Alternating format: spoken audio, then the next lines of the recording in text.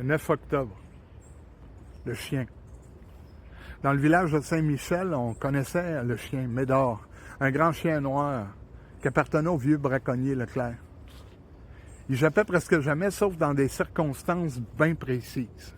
Il jappait juste à la veille d'un décès.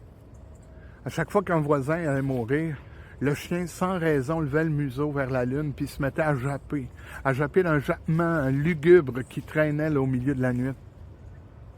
On riait de tout ça au village. On disait que c'était une superstition, mais les preuves se sont accumulées. La grand-mère des Durand, le charretier Colin, la petite Léonie, toutes morts, toutes des morts qui avaient été précédées d'une nuit de jappement. Un soir d'octobre, en pleine nuit, le village était endormi.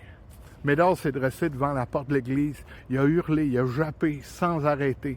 Les habitants se sont réveillés en sursaut. Ils se sont regardés inquiets.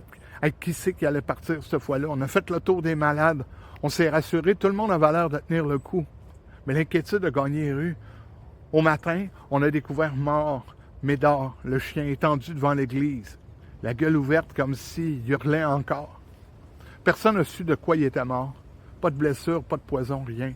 Les villageois ont cru que le chien avait hurlé pour sa propre mort à lui.